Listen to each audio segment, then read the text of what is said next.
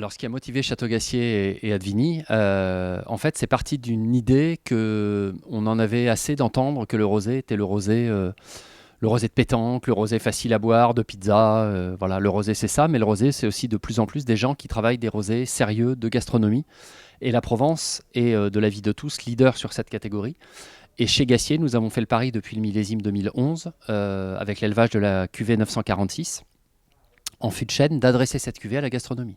Quand je dis la gastronomie, ça peut être des 2, des 3 macarons Michelin, ça peut être des compagnies aériennes. Air France l'a eu sur sa première pendant 3 ans, c'est-à-dire des rosés sérieux. Donc l'idée a été de rapprocher les rosés de Provence au global de gastronomie, en particulier du monde de la sommellerie. Alors effectivement, nous sommes des vignerons avant tout, pas des sommeliers, c'est une certitude. Mais en étant vigneron, je pense que se rapprocher d'un sommelier est une chose qui est relativement aisée pour des gens comme nous.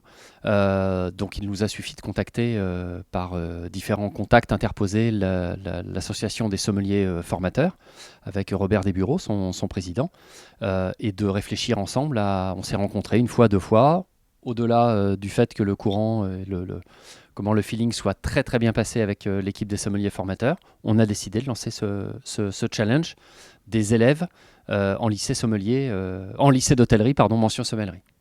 Alors le bilan qu'on peut tirer de ce challenge, on est très satisfait, puisque déjà on le refait d'année en année, satisfait à plus d'un titre, sans les mettre dans l'ordre forcément d'importance, mais on a déjà année après année de plus en plus de lycées qui nous présentent des candidats en présélection.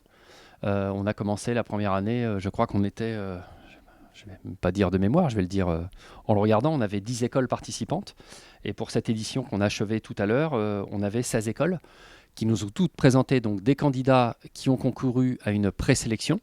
Ça se fait en visio.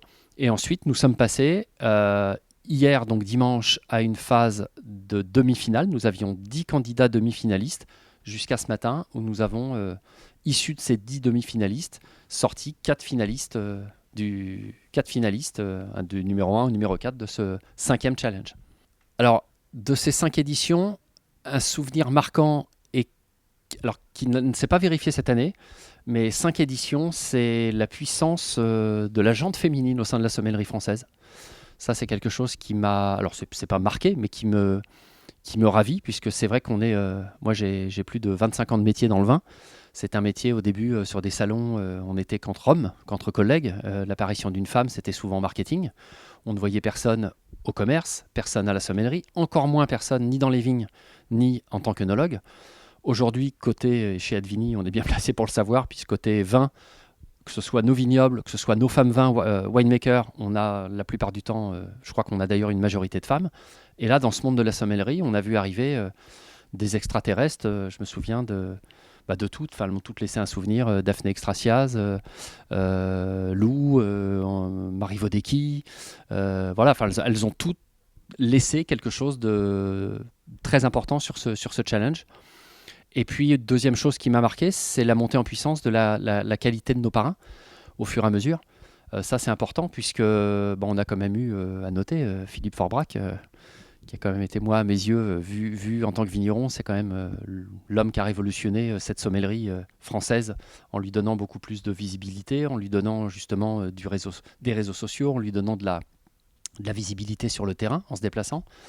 On a eu l'an dernier une rencontre, et l'an dernier et cette année extraordinaire, avec Florent Martin, que je ne connaissais pas, avec Gaëtan cette année, Gaëtan Bouvier. Et ça, tu m'as demandé un souvenir, j'en ai plusieurs, comme quoi ce challenge me marque. Non, c'est l'accessibilité de ces hommes. On se fait très souvent à tort une très mauvaise image du monde de la sommellerie, même nous, côté producteur, en disant ces hommes-là sont inabordables, ces hommes-là savent tout sur le vin.